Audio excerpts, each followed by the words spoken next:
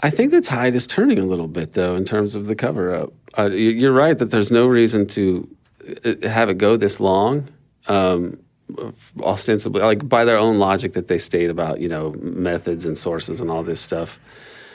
But what is really remarkable to me, after looking into what the CIA does about its most scandalous activities, when there's something that you do know and you can see a procedure, you can see something that they did, it gives you a view into what the upper logic is of the institution.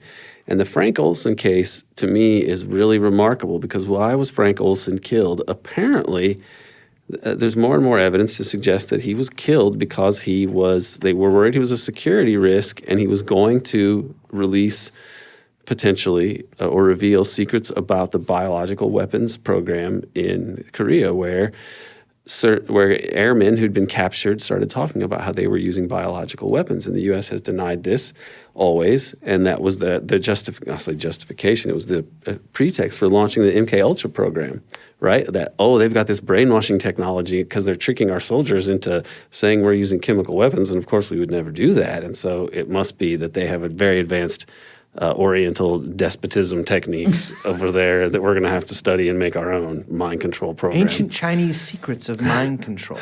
There's a mind control gap, and we've got to deal with it, right? So that's the excuse, but there wasn't because they, in all likelihood, they were really dropping these weapons. Now, to deal with Olson, they apparently kill him. They assassinate him, and when Seymour Hersh spoke to one of his high-placed guys in the agency, he came back and told Seymour, there's an apparatus for that. There's a guy who's a security risk. You can get rid of him.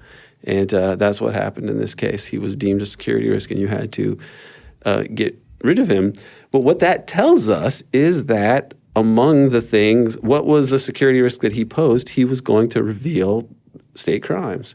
So if you have that as your logic, you can kill an official. You can kill any official, apparently. If Kennedy is talking to Castro, some sort of entity like that, perhaps with the Office of Security interfacing with continuity of government or doomsday project overriding emergency powers, it could have actually been sanctioned in that sort of a way. And we can establish pretty clearly that they consider the exposure of state crimes to be reason for killing someone, killing an official even. And certainly in the JFK investigation, there are a lot of untimely deaths. Yes. I mean, you mentioned George DeMorris Sheldon. He's an example of one.